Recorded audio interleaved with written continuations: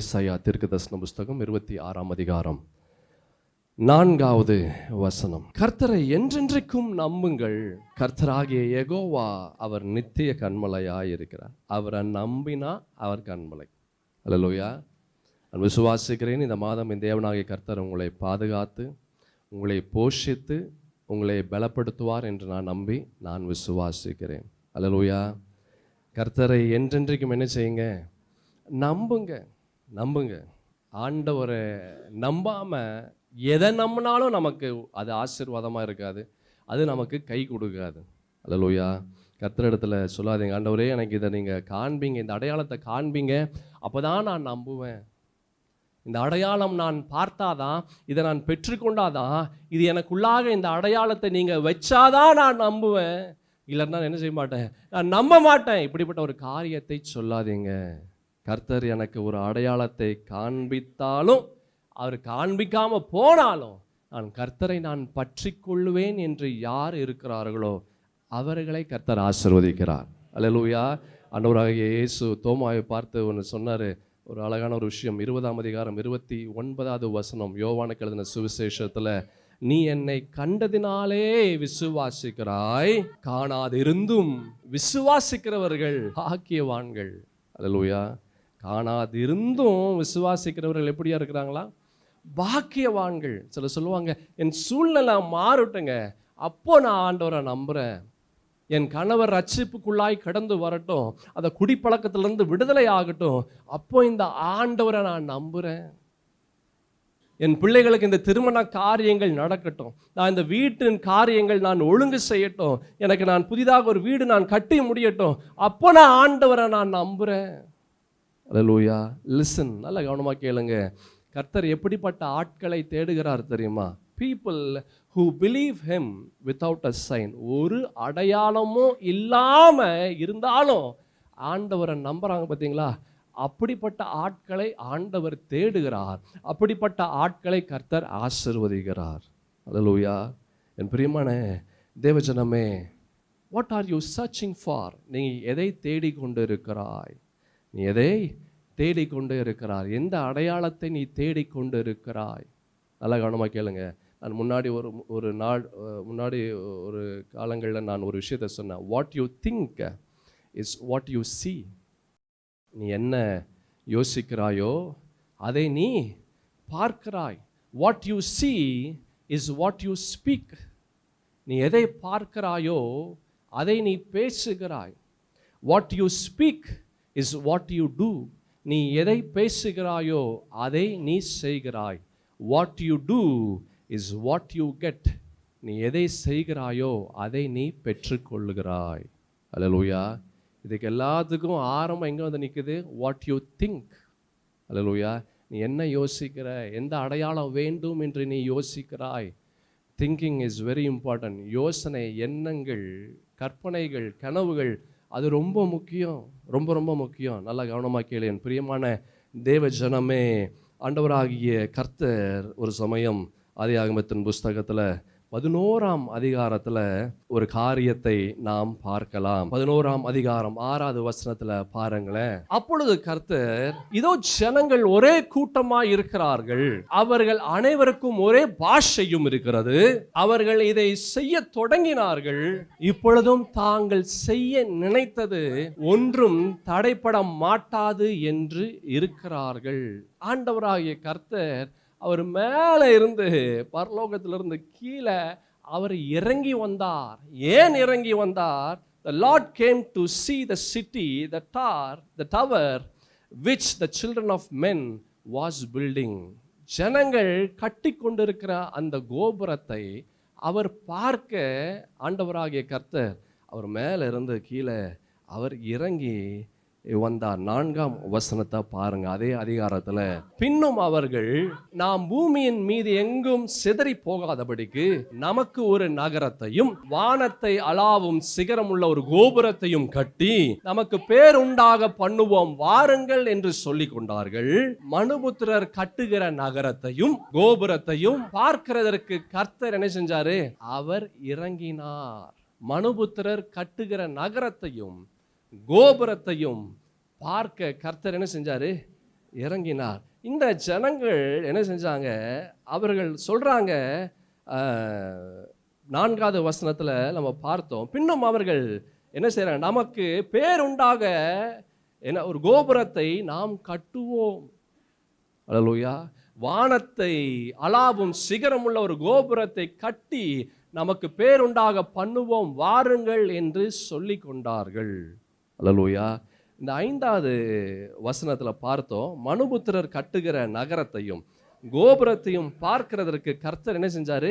இறங்கினார். ஆங்கிலத்தில் இது எப்படி இருக்குன்னா ரொம்ப அழகாக இருக்கு. ஆங்கிலத்தில் இது ரொம்ப அழகாக இருக்கு. எப்படி இருக்குன்னா, the Lord came down to see the city and the tower which the children of men builded. அப்படின்னு என்ன அர்த்தம் அப்படின்னா, அவர்கள் கட்டி முடித்ததை பார்க்கும்படியாக கீழே இறங்கி வந்தாராம். ஆங்கிலத்தில் 5வது வசனம் சொல்லுகிறது. ஆனால் இங்கே நம்ம பார்க்கிறோம், தமிழில் என்ன இருக்கு?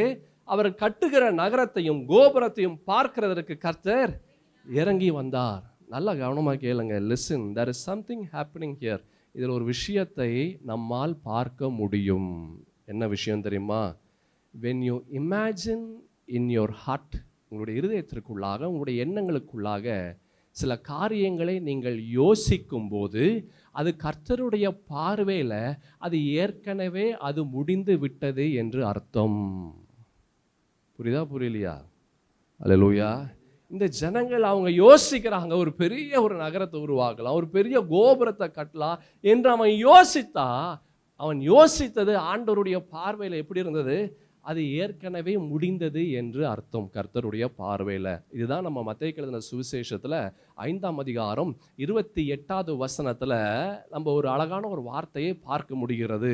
என்ன வார்த்தை அப்படின்னா, 5ஆம் அதிகாரம் 28வது வசனம், நான் உங்களுக்கு சொல்லுகிறேன், ஒரு ஸ்திரியை இச்சையோடு பார்க்கிற எவனும் தன் இருதயத்தில் அவளோட விபச்சாரம் செய்தாயிற்று. அல்லேலூயா. தன் இருதயத்திலே அவளோடு என்ன செய்தது? விபச்சாரம் செய்தாயிற்று. முடிஞ்சிருச்சு. It is done in the sight of God. கர்த்தருடைய பார்வையில் நீ எண்ணங்களை நீ கொண்டு வரும்போது, அந்த எண்ணங்கள் உனக்குள்ளாக வந்து விட்டால் என்றால் அது முடிந்து விட்டது என்று கர்த்தருடைய பார்வையில் அர்த்தம். அல்லேலூயா. எண்ணங்கள் ரொம்ப முக்கியம். நீ எதை உள்ளே கொண்டு வரீங்க? உங்களுடைய இருதயத்திற்குள்ளாக, உங்களுடைய எண்ணங்களுக்குள்ளாக, உங்களுடைய புத்திக்குள்ளாக என்ன காரியங்களை நீங்கள் கொண்டு வருகிறீர்கள்? That is very very important. இங்கே அந்த வசனத்தை பார்த்தோம். அந்த 11ஆம் அதிகாரத்தில் ஆண்டவராகிய கர்த்தர் அவர் சொல்கிறாரு, என்ன சொல்கிறாரு? 6ஆம் வசனத்தில், அப்பொழுது கர்த்தர், இதோ ஜனங்கள் ஒரே கூட்டமாக இருக்கிறார்கள், அவர்கள் அனைவருக்கும் ஒரே பாஷையும் இருக்கிறது, அவர்கள் இதை செய்ய தொடங்கினார்கள், இப்பொழுதும் தாங்கள் செய்ய நினைத்தது ஒன்றும் தடைப்பட மாட்டாது என்று அவர்கள் இருக்கிறார்கள். நாம் இறங்கி போய், அவர் கீழே இறங்கி வராரு. எப்போ? இமேஜினேஷன், எண்ணங்கள் உள்ள வரும்போதே ஆண்டவருடைய பார்வையில் அவர்கள் அது முடிந்து விட்டது என்று ஆண்டவருடைய பார்வையில் இருக்கு. நல்லா கவனமாக கேளுங்க. நல்ல எண்ணங்கள் உங்களுக்குள்ளாக வந்தாலும் கெட்ட எண்ணங்கள் உங்களுக்குள்ளாக வந்தாலும் அது கர்த்தருடைய பார்வையில் அது முடிஞ்சிருச்சு என்று அர்த்தம். அப்படின்னா நீங்கள் நல்ல எண்ணங்களை நீங்கள் கொண்டு வரும்போது, நல்ல யோசனைகளை நீங்கள் கொண்டு வரும்போது அது எப்படி இருக்குது கர்த்தருடைய பார்வையில்? நல்லா சத்தமாக சொல்லுங்க. எப்படி இருக்குது? அது முடிந்து விட்டது என்று அர்த்தம். அப்படின்னா உங்கள் வாழ்க்கையில் நல்ல எண்ணங்களை நீங்கள் கொண்டு வாருங்க. தேவ சமூகத்தில் கர்த்தர் எதிர்பார்க்கிற ஒரு வாழ்க்கை நீங்கள் வாழும்போது என் தேவனாகி கர்த்தர் அந்த எண்ணங்களுக்கு நேராக நீங்கள் சுதந்திரிக்கும்படியாக கர்த்தர் செய்கிறார். அல்லேலூயா. இமேஜினேஷன், எண்ணங்கள், யோசனைகள் அது ரொம்ப முக்கியம். நீதிமொழிகளின் புஸ்தகத்தில் 23ஆம் அதிகாரம் 7வது வசனத்தில் பாருங்களேன். வேகமாக நாம் போகலாம். அவன் இருதயத்தின் நினைவு எப்படியோ அப்படியே அவன் இருக்கிறான். இருதயத்தின் நினைவு எப்படியோ அப்படியே அவன் இருக்கிறான். அதே நீதிமொழிகள் 4ஆம் அதிகாரம் 23ஆம் வசனத்தில் கூட நம்ம ஒரு விஷயத்தை பார்க்கலாம். எல்லா காவலோடும் உன் இருதயத்தை காத்துக்கொள், அதன் இடத்திலிருந்து ஜீவ ஊற்று அது புறப்படுகிறது. Imagination has wings. கற்பனைகள், எண்ணங்கள், யோசனைகள் அது பெரிய பெரிய காரியங்களை செய்யும். அதான் நான் உங்களுக்கு சொன்னேன், நான் what you think is what you see. நீ என்ன யோசிக்கிறாயோ அதை நீ பார்க்கிறாய், நீ என்ன பார்க்கிறாயோ அதை நீ பேசுகிறாய், நீ எதை பேசுகிறாயோ அதை நீ செய்கிறாய், நீ எதை செய்கிறாயோ அதை நீ பெற்றுக்கொள்ளுகிறாய். நீ என்ன யோசிக்கிற. அல்லேலூயா. சரியான காரியங்களை யோசிக்கும் போது அந்த யோசனை உயிர் பெறுகிறது. சரியான காரியங்களை உங்களுக்குள்ளாக நீங்கள் கொண்டு வரும்போது அதற்கு நேராக ஆண்டவர் உங்களை அழைத்து செல்லுகிறார். அந்த ஜனங்கள் அவங்க என்ன செய்கிறாங்க, அவர்களுக்குள்ளாக ஒரு எண்ணம், பெரிய ஒரு கோபுரத்தை கட்டி பெரிய காரியங்களை செய்யலாம் என்று அவர்கள் யோசிச்ச உடனே என்ன ஆகுது, செயல்முறையில் அவன் படுத்தினான். என் பிரியமான தேவஜனமே, what you bring into your heart is very important. உன்னுடைய இருதயத்திற்குள்ளாக நீ கொண்டு வருகிறது அது ரொம்ப முக்கியம். ரோமரில் கூட ஒரு வசனம் இருக்குது, 1ஆம் அதிகாரம் 21ஆம் வசனத்தில் வேகமாக நாம் பார்க்கலாம். ரோமர் எழுதின நிருபம் 1ஆம் அதிகாரம் 21வது வசனம். அவர்கள் தேவனை அறிந்தும் அவரை தேவன் என்று மகிமைப்படுத்தாமலும் சோத்தரியாமலும் இருந்து தங்கள் சிந்தைகளினாலே வீணரானார்கள். உணர்வில்லாத அவளுடைய இருதயம் இருள் அடைந்தது. தங்களுடைய சிந்தையினாலே என்ன செஞ்சாங்க, வீணரானார்கள். சிந்தை எப்படிப்பட்ட சிந்தையா இருக்கிறது. அல்லேலூயா. சிந்தை எப்படிப்பட்ட சிந்தையா இருக்கிறது. ஆமென். அதான் சொன்னேன், நீ என்ன சிந்திக்கிறாயோ அதை நீ பார்க்கக்கூடிய நிலைக்குள்ளாய் கடந்து வருகிறது. ஏவாள் இடத்துல போய் இந்த சர்ப்பம் சொல்லுது, நீ தேவர்களை போல மாறுவ. அவள் யோசிக்கிறா அது எப்படி இருக்கும். she was thinking. அவள் யோசிக்கும் போது அந்த பழத்தை பார்க்கக்கூடிய இடத்திற்குள்ளாய் அவள் கடந்து வந்துடுறா. அல்லேலூயா. என் பிரியமான தேவஜனமே, நல்ல எண்ணங்களை கொண்டு வாருங்க, நல்ல சிந்தனைகளை கொண்டு வாருங்க. அடையாளத்தை தேடாதீங்க. அடையாளத்தை இது இருந்தாதான் நான் ஆண்டவரை நம்புவேன், இது இருந்தாதான் ஆண்டவரை நான் விசுவாசிப்பேன், அப்பதான் என் சூழல் மாறும். இப்படிப்பட்ட எண்ணங்களை கொண்டு வராதீங்க. மாறாக ஆண்டவர் எனக்கு செய்யலனாலும் அவரை நான் நம்பி விசுவாசிப்பேன். ஆண்டவர் எனக்கு எதுவுமே நான் எதிர்பார்க்கிற காரியங்கள் எதுவுமே எனக்கு நிறைவேறாமல் போனாலும் என் கர்த்தரை நான் பற்றி கொள்வேன். இன்னும் அதிகமாக என் தேவனை நான் சார்ந்து இருப்பேன் என்று அப்படிப்பட்ட ஒரு எண்ணங்களை உங்களுக்குள்ளாக கொண்டு வரும்போது அந்த இடத்துல ஆண்டவர் உங்களுக்கு அற்புதங்களை கொண்டு வருகிறார். அல்லேலூயா. ஆமென். சங்கீதத்தின் புஸ்தகம் 36ஆம் சங்கீதத்துல 4ஆம் வசனம் ரொம்ப அழகான ஒரு வார்த்தை இருக்கு பாருங்களேன். அவன் தன் படுக்கையின் மேல் அக்கிரமத்தை யோசித்து நல்லதல்லாத வழியிலே நிலைத்து பொல்லாப்பை வெறுக்காதிருக்கிறான். தன் படுக்கையின் மேல் அக்கிரமத்தை யோசித்து. என்ன யோசிக்கிறோம்? தூங்கும் போது என்ன யோசிக்கிறோம்? விழித்து கொண்டு இருக்கும் போது என்ன யோசிக்கிறோம்? சும்மா இருக்கும் போது என்ன யோசிக்கிறோம்? வேலை செய்கிற போது என்ன யோசிக்கிறோம்? What are you thinking? நீ எதை யோசித்து கொண்டு இருக்கிறாய்? என் சகோதரா சகோதரி, தேவ வார்த்தையை யோசித்து கொண்டிரு. பயத்தை யோசித்து கொண்டு இருக்காத, அவிசுவாசத்தை யோசித்து கொண்டு இருக்காத, பலவிதமான கவலைகளை யோசித்து கொண்டு இருக்காத, பலவிதமான வருத்தங்களை, ஏமாற்றங்களை, தோல்வியான காரியங்களை யோசித்து கொண்டு இருக்காத. அதற்கு நேராக பிசாசு உன்னை அழைத்து கொண்டு வந்துருவான். நீ ஆண்டவரை பற்றி தேவ வார்த்தைகளை நீ யோசிக்கும் போது, பரிசுத்தத்தின் தேவனுடைய வார்த்தைகளை நீ யோசிக்கும் போது, விசுவாசத்தின் வார்த்தைகளை நீ யோசிக்கும் போது ஆண்டவர் அதற்கு நேராக உன்னை அழைத்து சொல்லுகிறார். அல்லேலூயா. சிலர் சொல்லுவாங்க, ஐயோ என்னால் நான் எவ்வளவோ முயற்சி செய்கிறேன், ஆனாலும் என்னால் என்னுடைய கெட்ட எண்ணங்கள்லேருந்து யோசனையிலிருந்து என்னால் விடுபட முடியல. எவ்வளவோ நான் ஜெபிக்கிறேன் அதற்காக, ஆனாலும் என்ன செய்கிறேன், என்னால் அதிலிருந்து விடுபட முடியல. அல்லேலூயா. ஏன் அது பண்ண முடியல? The flesh is overtaking the spirit. மாம்சம் அது ரொம்ப பெருசாக இருக்குது. வேதத்தில் நம்ம பார்க்கிறோம். கலாத்தியருக்கு எழுதின நிருபத்தில் கலாத்தியருக்கு எழுதின நிருபம் 5ஆம் அதிகாரம் 17வது வசனத்தில் பார்க்கிறோம், மாம்சம் ஆவிக்கு விரோதமாகவும் ஆவி மாம்சத்திற்கு விரோதமாகவும் இச்சிக்கிறது. நீங்கள் செய்ய வேண்டும் என்கிறவைகளை செய்யாதபடிக்கு இவைகள் ஒன்றுக்கு ஒன்று அது விரோதமா இருக்கிறது. The spirit man wants to do, the flesh hates it.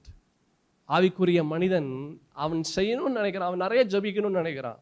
ஆவிக்குரிய மனுஷன் நல்லா நிறைய வேதம் வாசிக்கணும்னு நினைக்கிறான். ஆவிக்குரிய மனுஷன் நல்ல எண்ணங்களை கொண்டு வரணும்னு யோசிக்கிறான். ஆனால் மாம்சம் என்ன சொல்லுது? இல்லை இன்னைக்கு ஜெபம் பண்ணாத, இன்னைக்கு நிறைய வேலை செஞ்சுட்ட, நீ நாளைக்கு வேணா ஜெபம் பண்ணு. ஆண்டவருக்கு தெரியும்ல உன் பலவீனம், உன் கஷ்டம் என்னன்னு ஆண்டவருக்கு தெரியும்ல, உன் சரீரத்தில் இருக்கிற வியாதி ஆண்டவருக்கு தெரியும்ல, அப்புறம் எதுக்கு இதெல்லாம் நீ யோசித்து கொண்டு இருக்கிற? கர்த்தர் அப்படியெல்லாம் பெருசாலாம் யோசிக்க மாட்டார். மாம்சம் அது சொல்லி கொண்டு இருக்கும். அல்லேலூயா. ஆமென். சில நேரத்தில் உங்களுக்கு நல்ல தூக்கம் வராது, ஆனால் பைபிள் எடுத்து படிக்கும் போது அவ்வளோ ஒரு தூக்கம் வருது. அல்லேலூயா. என் இடத்துல அநேகர் சொல்லுவாங்க, ஐயா பிரசங்கம் கேட்கும் போது தான் அங்கே தூக்கம் வருது. நான் கேட்டேன், நான் பிரசங்கம் பண்ணும்போது தான் தூக்கம் வருதா, இல்லை எந்த பிரசங்கம் கேட்டாலும்? ஐயா எந்த பிரசங்கம் இருந்தாலும் தூக்கம் தான் அங்கே வருது.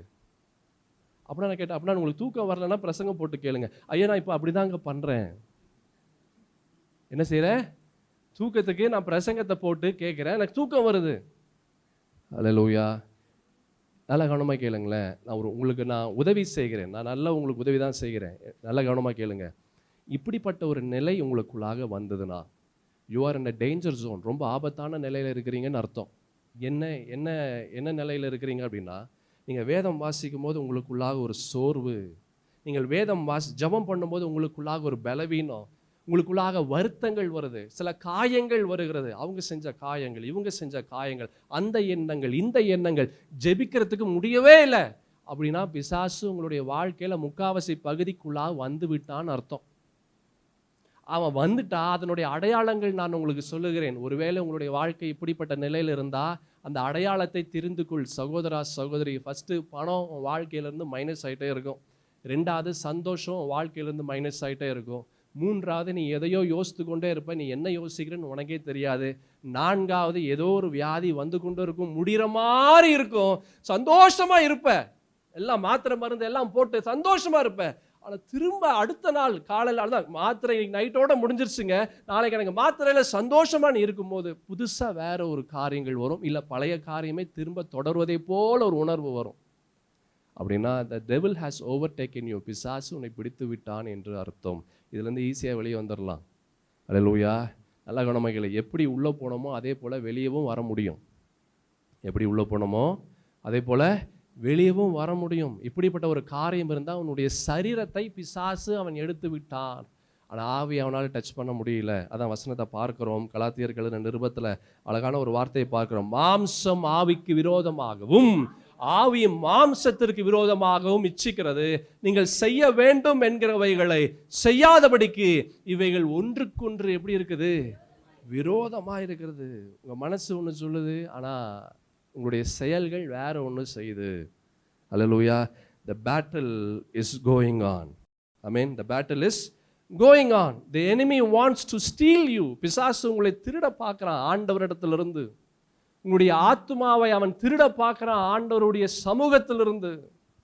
இன்னும் இன்னும் இன்னும் உங்களுடைய வாழ்க்கையில் கஷ்டத்தின் மூலமாக, வருத்தத்தின் மூலமாக, பாடுகள் மூலமாக, சந்தேகங்கள் மூலமாக நீங்கள் ஆண்டவரை விட்டு விலகும்படியாக பிசாசு நிறைய விஷயங்களை கொண்டு வந்து வைக்கிறான். The only way to escape, இதிலிருந்து தப்பிக்கிறதுக்கு ஒரே வழி ஆண்டவரை பற்றி நீங்கள் அதிகமாக தெரிந்து கொள்வது தான். அல்லேலூயா.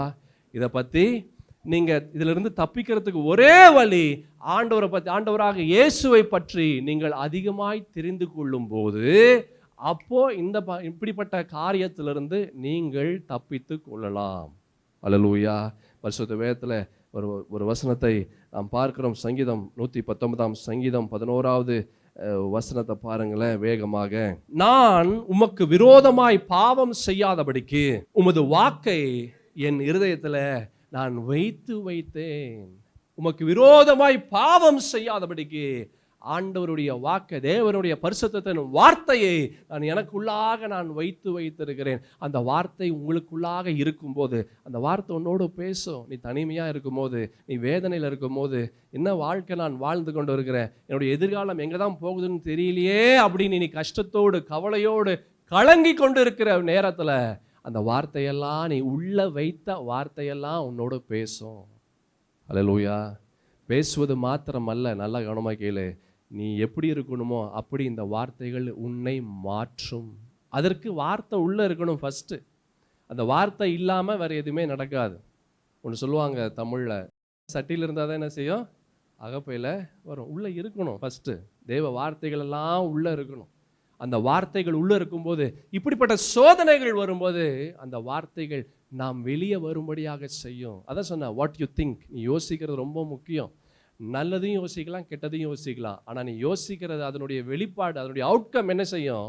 நல்லதுனா ஆண்டவருக்கு நேராக கொண்டு போகும், நன்மையான காரியங்களுக்கு நேராக கொண்டு போகும். கெட்டதுனா அது பிசாசுக்கு நேராக, அதனுடைய வேதனைக்கு நேராக அவைகள் கொண்டு போகும். யாக்கோபின் புஸ்தகம் 1ஆம் அதிகாரத்தில் கூட ஒரு வார்த்தையை பார்க்க முடியும். 1ஆம் அதிகாரம் 21, 22 வசனங்கள் பாருங்களேன். ஆகையால் நீங்கள் எல்லாவித அழுக்கையும் கொடிய துர்க்குணத்தையும் ஒழித்துவிட்டு உங்கள் உள்ளத்தில் நாட்டப்பட்டதாயும் உங்கள் ஆத்துமாக்களை ரட்சிக்க வல்லமை உள்ளதாய் இருக்கிற வசனத்தை சாந்தமாய் ஏற்றுக்கொள்ளுங்கள். என்ன ஒரு வார்த்தை இங்க யாக்கோபு அவர் சொல்லுவார் பாருங்களேன். நீங்க எல்லாவித அழுக்கையும் கொடிய துர்க்குணத்தையும் ஒழித்து விடணும். வார்த்தை உள்ள வரும்னா ஃபர்ஸ்ட் ப்ராசஸ் இது. எப்படி? எல்லாவித அழுக்கையும், எண்ணங்கள், யோசனைகள், புத்திகள், சுவாபங்கள், தன்மைகள், பலவிதமான கர்த்தர் வெறுக்கக்கூடிய காரியங்கள், இதிலிருந்து வெளியே வந்தால் ஃபர்ஸ்ட் வார்த்தை உள்ள தங்கும். இல்லைங்க, நான் நிறைய வார்த்தை தங்கி இருக்குங்க, எவ்வளோ விஷயம் தங்கினா கூட அது யூஸ் இல்லை, கிரியை செய்யாது. உங்களுக்கு கிரியை செய்யக்கூடிய வார்த்தைகள் உள்ள இருக்கணும் அப்படின்னா, அந்த இடத்துல அற்புதங்கள் நடக்கணும் அப்படின்னா, எல்லா அழுக்கையும், எல்லா துர்குணத்தையும், எல்லா காரியங்களிலிருந்து என்ன செய்யணும்? முதல்ல இருந்து வெளியே வரணும். அந்த வசனத்தை போடுங்க, ரொம்ப அழகான ஒரு வார்த்தை. நீங்கள் எல்லாவித அழுக்கையும் கொடிய துர்குணத்தையும் ஒழித்து விடணும். அப்போதான் வார்த்தை உள்ள தங்கும். அப்போதான் வார்த்தை தங்குற வார்த்தை கிரியை செய்யும். இல்லைன்னா அதுக்கு எஃபெக்ட் இருக்காது. அதுக்கு என்ன இருக்காது? எஃபெக்ட் இருக்காது. மாத்திரைக்கு ஒவ்வொரு மாத்திரைக்கும் ஒவ்வொரு பொருட்களுக்கும் எக்ஸ்பைரி டேட் ஒன்று இருக்குது. எக்ஸ்பைரி டேட்டுன்னு ஒன்று இருக்குது. அந்த எக்ஸ்பைரி டேட் எதுக்கு இருக்குன்னா, இது வரைக்கும் தான் அந்த மாத்திரை செயல்படும். இதுக்கு பிற்பாடு அந்த மாத்திரை செயல்படாது. ஒருவேளை செயல்பட்டாலும் அதுக்கு தீமையான விளைவுகள் நிறையா இருக்கும். அதுக்கு தான் இந்த எக்ஸ்பைரி டேட் போட்டிருப்பாங்க. என் சகோதரா சகோதரி, இந்த வார்த்தைக்கு எக்ஸ்பைரி டேட்டே கிடையாது. இந்த வார்த்தைகள் உள்ள உங்களுடைய வாழ்க்கையில் கிரியை செய்யணும்னா ஃபஸ்ட்டு ப்ராசஸ்ஸு நம்மை நாம் சுத்திகரிக்கணும். நம்மை நாம் சுத்திகரிக்கும் போது இந்த வார்த்தைகள் அற்புதங்களையும் அடையாளங்களையும் கொண்டு வரும். நீங்கள் அதே இதில் யாக்கோபில் 22ஆம் வசனத்தை நீங்கள் பாருங்களேன். அல்லாமலும் நீங்கள் உங்களை வஞ்சியாதபடிக்கு திரு வசனத்தை கேட்கிறவர்களாய் மாத்திரமல்ல, அதன்படி செய்கிறவர்களாயும் இருங்கள். இந்த வார்த்தைகளெல்லாம் நீங்கள் படிக்கிறது மாத்திரமல்ல, அதன்படி நம்முடைய வாழ்க்கை இருக்கும்போது இந்த வார்த்தைகள் ஒவ்வொன்றும் நம்முடைய வாழ்க்கையில் நம்முடைய மாம்ச எண்ணங்கள், யோசனைகள், சிந்தைகளிலிருந்து நாம் வேறு பிரித்து வரும்படியாக இந்த வார்த்தைகள் எல்லாம் செய்யும். அல்லேலூயா. அப்போஸ்தலனாகிய பவுல் சொல்றாரு, என்னை பலப்படுத்துகிற கிறிஸ்துவினாலே எல்லாவற்றையும் செய்ய எனக்கு பலன் உண்டுன்னு எந்த இடத்துல இருந்து சொல்றாரு?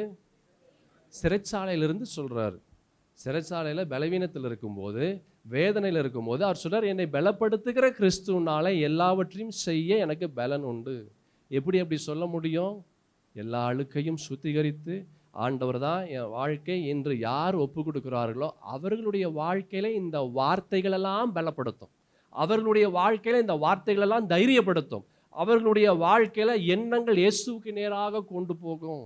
சும்மா எல்லா காரியத்தையும் செய்துவிட்டு இந்த வார்த்தைகள் சொன்னால் ஒரு நன்மையும் ஒரு அற்புதங்களையும் அடையாளங்களையும் கொண்டு வராது.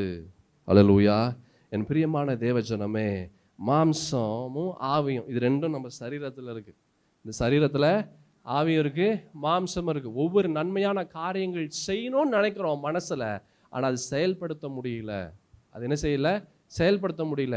எத்தனையோ வார்த்தைகளை கேட்குறோம், ஆண்டவரை நம்பி விசுவாசிக்கணும்னு ரொம்ப ஆசையாக இருக்குது. ஆனால் எதுவுமே அப்படி இல்லையே. பார்த்தா நம்ம நிலை எப்படி இருக்குது? மோசமாக தான் இருக்குது. எந்த ஒரு நன்மையான விஷயங்கள் வருவதே போல ஒன்றுமே இல்லை. ஆண்டவரே, எனக்கு ஒரு அடையாளத்தை காட்டுங்க. இந்த காரியம் நடந்தால் நான் கர்த்தரை நம்புவேன். இந்த காரியம் நடந்துச்சுன்னா நான் கர்த்தரை விசுவாசிப்பேன்.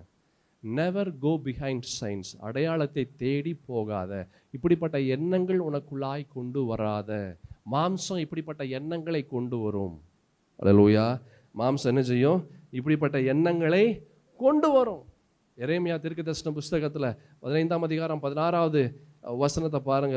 ஒரு வார்த்தையை பார்க்கலாம் வேகமாக. உம்முடைய வார்த்தைகள் கிடைத்தவுடனே அவைகளை என்ன செஞ்ச? உட்கொண்டேன். உம்முடைய வார்த்தைகள் எனக்கு சந்தோஷமும் என் இருதயத்துக்கு மகிழ்ச்சியுமா இருந்தது. சேனைகளின் தேவனாகிய கர்த்தாவே, உம்முடைய நாமம் எனக்கு தரிக்கப்பட்டு இருக்கிறது. வா, என்ன ஒரு வசனம் பாருங்க. உம்முடைய வார்த்தை எனக்கு கிடைத்தவுடனே என்ன செஞ்சிட்டேன்? அவைகளை நான் உட்கொண்டேன். இந்த வார்த்தையெல்லாம் எனக்குள்ளாக நான் கொண்டு வந்துட்டேன். எனக்குள்ளாக என்ன செஞ்சுட்டேன்? நான் கொண்டு வந்துட்டேன். எப்படிங்க வார்த்தையை உட்கொள்ள முடியும்? சாப்பாடுனா சாப்பிட்றலாம். இந்த வார்த்தைகளெல்லாம் எப்படி உட்கொள்ள முடியும்? யாராவது சொல்லுங்க பார்ப்போம். சூப்பரா வேகமாக சொல்லுங்களேன்.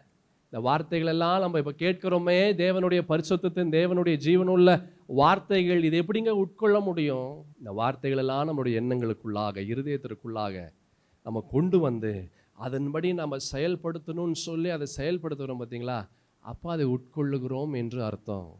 இந்த வார்த்தைகளெல்லாம் நான் உட்கொள்ளுகிறேன். இந்த வசனத்தில் தீர்க்கதரிசி ஒரு அழகான ஒரு விஷயத்தை சொல்கிறாரு. உம்முடைய வார்த்தையை எனக்கு கிடைத்த உடனே அவர்களை நான் உட்கொண்டேன். உம்முடைய வார்த்தைகள் எனக்கு என்ன செஞ்சது? எனக்கு சந்தோஷத்தை கொடுத்தது, என் இருதயத்திற்கு மகிழ்ச்சியாக இருந்தது. சேனைகளின் தேவனாகிய கர்த்தாவே, உம்முடைய நாமம் எனக்கு தரிக்கப்பட்டிருந்தது. ஹல்லேலூயா. Never go behind signs. அடையாளத்திற்கு பின்பாய் போகாதவன் வாழ்க்கையவே அது திசை மாத்திரும். வாழ்க்கையை என்ன செஞ்சிடும்? திசை மாத்திரம். நல்ல எண்ணங்களை கொண்டு வாருங்க, நல்ல யோசனைகளை கொண்டு வாருங்க. அது ஆசீர்வாதத்தை உங்களுடைய வாழ்க்கையில் அது உற்பத்தி செய்யக்கூடிய ஒரு இடமாய் மாறும். நல்ல எண்ணங்கள், நல்ல யோசனைகள், கர்த்தருடைய வார்த்தைகள் நன்மைகளையும் ஆசீர்வாதங்களையும் கொண்டு வரும். நல்லா கவனமாக கேளுங்க. போத்திபார் மனைவி யோசேப்பை அக்யூஸ் பண்ணி ஒரு தவறான ஒரு குற்றச்சாட்டு யோசேப்பு அவர் மேலே செலுத்தி அவரை யோசேப்பை கொண்டு சிறைச்சாலையில் அவர்கள் போடுறாங்க. ஆனால் சில வருடங்களுக்கு பிற்பாடு ஆண்டவராகிய கர்த்தர் இந்த யோசேப்பை என்ன செஞ்சார்?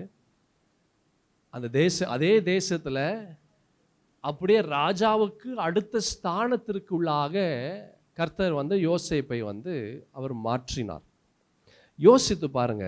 நீங்கள் ஆதியாகமத்தின் புஸ்தகத்தில் 41ஆம் அதிகாரத்தில் 41ஆம் வசனத்திலிருந்து 44ஆம் வசனமுடைய அந்த வார்த்தைகளை நாம் பார்க்கலாம். பின்னும் பார்வோன் யோசேப்பை நோக்கி, பார், எகிப்து தேசம் முழுமைக்கும் உன்னை அதிகாரியாக்கினேன் என்று சொல்லி பார்வோன் தன் கையில் போட்டிருந்த தன் முத்திரை மோதிரத்தை கழற்றி அதை யோசேப்பின் கையிலே போட்டு மெல்லிய வஸ்திரங்களை அவனுக்கு உடுத்தி பொன் சரப்பணியை அவன் கழுத்திலே தரித்து தன்னுடைய 2ஆம் ரதத்தின் மேல் அவனை ஏற்றி, அது என்ன 2ஆம் ரதம்னா ராஜாவுக்கு அடுத்த ஸ்தானம், ராஜாவுக்கு அடுத்த ஸ்தானம். 2ஆம் ரதத்தின் மேல் அவனை ஏற்றி தெண்டனிட்டு பணியுங்கள் என்று அவனுக்கு முன்பாக கூறுவித்து எகிப்து தேசம் முழுமைக்கும் அவனை அதிகாரியாக்கினான். பின்னும் பார்வோன் யோசேப்பை நோக்கி, தான் பார்வோன், ஆனாலும் எகிப்து தேசத்தில் உள்ளவர்களில் ஒருவனும் உன் உத்தரவில்லாமல் தன் கையையாவது தன் காலையாவது அசைக்க கூடாது என்றான். இப்போ யோசித்து பாருங்களேன். இப்படிப்பட்ட ஒரு உயர்வுக்குள்ளாக இந்த யோசேப்பு வந்துட்டார். இப்போ இந்த யோசேப்பை சிறைச்சாலைக்கு அனுப்பின அந்த போத்திபாரனுடைய மனைவியும் இந்த போத்திபாரும் இந்த யோசேப்பை பார்த்துருப்பாங்களா, பார்க்காம இருந்திருப்பாங்களா? சொல்லுங்க பார்ப்போம். பார்த்துருப்பாங்க. அப்போ என்ன நடந்திருக்கும்னு நினைக்கிறீங்க? என்னங்க நடந்திருக்கும்? அவர்கள் என்ன செஞ்சுருப்பாங்க? அவருக்கு முன்பாக கீழே பணிந்து குனிந்து இருந்திருப்பாங்க. சாஷ்டாங்கமாக பணிந்து குனிந்திருந்திருப்பாங்க. எப்படி இருந்திருக்கும் பாருங்க அந்த நிலை. சும்மா கற்பனை பண்ணி பாருங்க. எவன் ஒருவனுடைய வீட்டில் அடிமையாக இருந்து பொய்யான ஒரு குற்றச்சாட்டு அவன் மேலே சாட்டி அவனை சிறைச்சாலையில் அனுப்பினார்களோ, அவர்கள் இவனுக்கு முன்பாக, இந்த யோசேப்புக்கு முன்பாக இப்போ பணிந்து குனியக்கூடிய ஒரு நிலை வந்தது. நல்லா கவனமாக கேளு.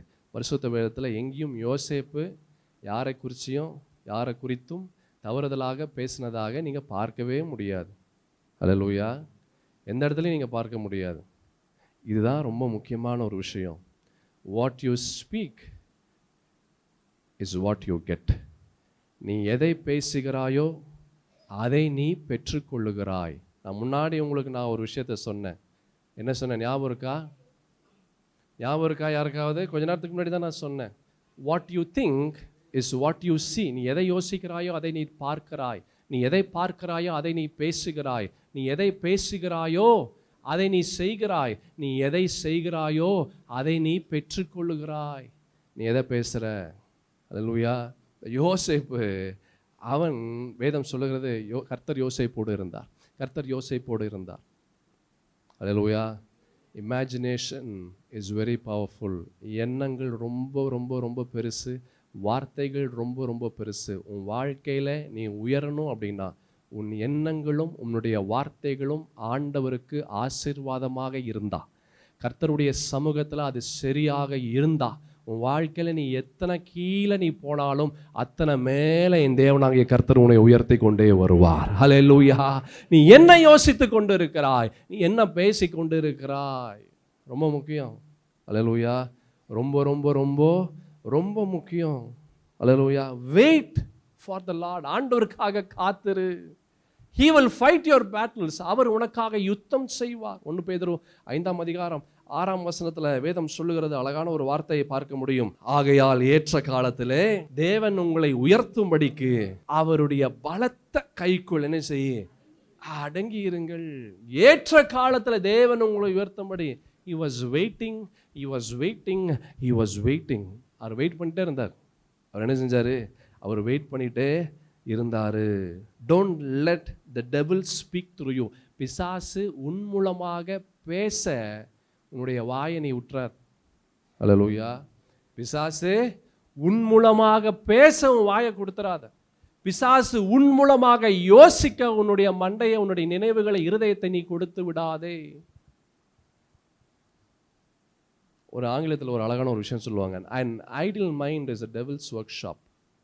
an idle mind is a devil's workshop. அப்படின்னா உன் எண்ணங்களுக்குள்ளாக எதுவுமே இல்லாமல் நீ பாட்டுக்கு சும்மாவே இருந்தீனா தேவையில்லாத எண்ணங்கள், தேவையில்லாத யோசனைகள் வந்து அது பிசாசுக்கு நேராக கொண்டு போகும். அதை நான் சொன்னேன், don't let the devil speak through you.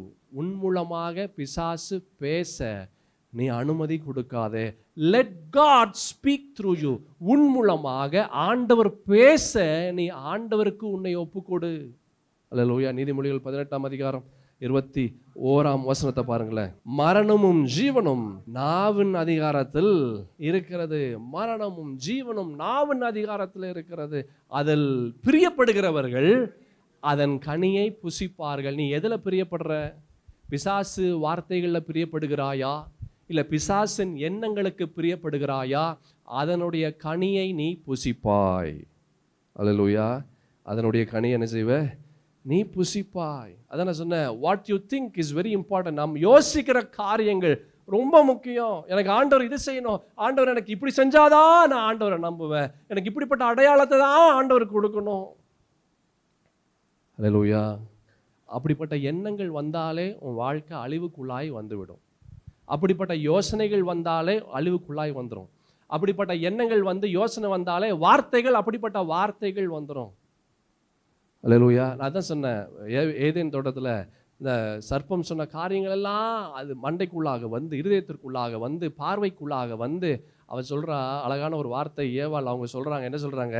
அந்த வசனத்தை, இது அப்பொழுது ஸ்திரீயானவள் அந்த விருட்சம் புசிப்புக்கு நல்லதும், ஆண்டவர் சொன்னாரு கெட்டதுன்னாரு, பார்வைக்கு இன்பமும் புத்தியை தெளிவிக்க இச்சிக்கப்படத்தக்க விருட்சமா இருக்கிறது. வார்த்தை வந்து மாறிடும், எண்ணங்கள் மாறிடும், யோசனைகள் மாறிடும், இருதயம் மாறிடும், எல்லாமே மாறிடும். அல்லேலூயா. What you think is very important. நீ எதை யோசித்து கொண்டு இருக்கிறாய்?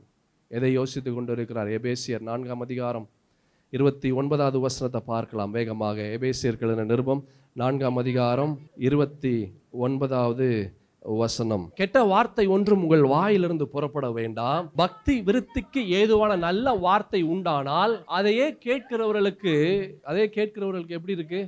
பிரயோஜனம் உண்டாகும்படி பேசுங்கள். வார்த்தைகள், அதான் சொன்ன, don't let the devil use your mouth. உங்களுடைய வாயை வந்து பிசாசு பயன்படுத்த விடாதீங்க. உங்க மூலமா பிசாசு பேச உங்களுடைய வாயை கொடுக்காதீங்க. ஆண்டவர் பேச நீங்கள் கொடுங்க. ஆண்டவர் சொல்றாரு மோசேயை பார்த்து, நான் உனக்கு எப்படி இருப்பேன்? வாயாக இருப்பேன். அல்லேலூயா. கர்த்தருடைய வார்த்தை உனக்குள்ளாக வரும். தேவ வார்த்தைகள், சாமுவேலுக்கு மூலமாக தேவ வார்த்தைகள் கடந்து வந்தது. எலியா மூலமாக தேவனுடைய வார்த்தைகள், எலியாவின் மூலமாக வாயின் மூலமாக கர்த்தருடைய வார்த்தை வந்தது. எலிசாவின் மூலமாக தேவனுடைய பரிசுத்தத்தின் வார்த்தைகள் வந்தது. தானியேல் மூலமாக பரிசுத்தத்தின் தேவனுடைய வார்த்தைகள் வந்தது. கர்த்தர் அவர்களை பயன்படுத்தினார். ஆனால் நிறைய பேரை பிசாசும் பயன்படுத்துச்சு. அல்லேலூயா. நிறைய பேரை ஏரோத பிசாசை பயன்படுத்துச்சு, ஆகா பிசாசை பயன்படுத்துச்சு. எத்தனையோ பேர் காயினை பிசாசு பயன்படுத்தினது சொல்லிக்கொண்டே இருக்கலாம். Don't let the devil speak through you. உங்கள் மூலமாக பிசாசு வார்த்தைகளை பேச அனுமதிக்காதீர்கள். நீதிமொழிகள் 13ஆம் அதிகாரம் 3ஆம் வசனத்தில் கூட ஒரு வார்த்தையை பார்க்க முடியும். தன் வாயை காக்கிறவன் தன் பிராணனை காக்கிறான். பிராணன் என்னங்க? உயிர். தன் வாயை காக்கிறவன் தன் உயிரை அவன் காக்கிறான். தன் உதடுகளை விரிவாய் திறக்கிறவனோ கலக்கமடைவான். விரிவாய் திறக்கிறதுனா நிறைய பேசுகிறது. அல்லேலூயா. நிறையா தேவையில்லாத வார்த்தைகள் பேசும்போது என்ன ஆகுது? கலக்கம் அடைவான். ஆமென். அதான் சொன்னேன், don't let the devil speak through you. உன் வாயின் மூலமாக பிசாசு பேச அனுமதி கொடுக்காத. Think twice before you speak. நீ பேசுவதற்கு முன்பதாக 2 இல்லை 20 முறை நீ யோசி. நீ எதை பேசுகிறாய், யாரை பற்றி பேசுகிறாய் என்று யோசித்து பேசு. அல்லேலூயா. ஆமென். மரணமும் ஜீவனும் நாவின் அதிகாரத்திலே இருக்கிறது. எண்ணங்கள், யோசனைகள், சிந்தைகள், வார்த்தைகள், இது எல்லாமே ஒரு மனிதனுடைய வாழ்க்கையில் ஆசீர்வாதத்திற்கு நேராக அவனை கொண்டு செல்கிறது. ஆமென். இதனுடைய தொடர்ச்சியை நம்ம அடுத்த வாரம் பார்க்கலாம். நம் யாவரும் எழுந்து நிற்கலாம். மகா உன்னதமான தேவனாகிய கர்த்தாவே, இது மாத்திரம் போதும் அப்பா. எங்களுக்கு எந்த அடையாளம் வேண்டாம் ஆண்டவரே. அப்பா, எந்த ஒரு ஆதாரமும் வேண்டாம். நீங்கள் என்னோடு இருக்கிறீங்க, அதுதான் அடையாளம். நீங்கள் என்னோடு இருக்கிறீங்க, அதுதான் ஆதாரம். வேறு எதுவும் எங்களுக்கு வேண்டாம் ஆண்டவரே. உம்முடைய நினைவுகள் எங்களுக்குள்ளாய் கடந்து வரட்டும். உம்முடைய வார்த்தைகள் எங்களுக்குள்ளாய் கடந்து வரட்டும். அதே எங்களுடைய இதயத்திற்குள்ளாக, எங்களுடைய எண்ணங்களுக்குள்ளாக நாங்கள் வைக்கிறோம். அதன்படியே நாங்கள் ஆண்டவரை கடந்து வருகிறோம். நீர் சொல்லுகிறதை நாங்கள் செய்கிறோம். நீர் எதிர்பார்க்கிறதை நாங்கள் செய்கிறோம். நீர் விரும்புகிறதை நாங்கள் விரும்புகிறோம். இந்த தேவனாகிய கர்த்தாவை, நீரே எங்களுக்கு துணையாய் நிற்பீராக. உம்மை என்றென்றைக்கும் நாங்கள் நம்புகிறோம். எங்களுக்கு கண்மலையாய் நீர் இருந்து நீர் எங்களை பாதுகாத்து, எங்களை போஷித்து, எங்களை பலப்படுத்துவீராக. இந்த வாரம் முழுவதும், இந்த மாதம் முழுவதும் தேவனுடைய நன்மையும் கிருபையும் சமாதானமும் சந்தோஷமும் மன நிறைவும் வார்த்தையும் வாக்கு தத்தமும் அபிஷேகமும் வல்லமையும் கிருபைகளும் கிரியைகளும் எங்களுக்குள்ளாய் தங்கட்டும், கிரியை செய்யட்டும். எங்களையே நாங்கள் ஒப்பு கொடுக்கிறோம். நீரே எங்களுக்குள்ளாய் கிடந்து வாருங்க. இயேசுவின் மகா உன்னதமான நாமத்தில் இந்த ஜெபத்தை எடுக்கிறேன் என் நல்ல பிதாவே. ஆமேன். ஆமேன். ஆத்துமாவே கர்த்தரை ஸ்தோத்திரி. என் முழு உள்ளமையார் பரிசுத்த நாமத்தை ஸ்தோத்திரி. என் ஆத்துமாவே கர்த்தரை ஸ்தோத்திரி. அவர் செய்த சகல உபகாரங்களையும் மறவாதே. ஆமீன். நம் ஆண்டவராக இயேசு கிறிஸ்துவின் கிருபையும் பிதாவாகிய தேவனுடைய அன்பும் பரிசுத்த ஆவியின் ஐக்கியமும் சமாதானமும் சந்தோஷமும் வழிநடத்துதலும் நம் அனைவரோடும் இன்றும் என்றும் சதா காலமும் இயேசுவே நம்முடைய வருகை பரியந்தமிருந்து தாங்கி பலப்படுத்தி வழி நடத்துவதாக. ஆமேன். ஆமேன்.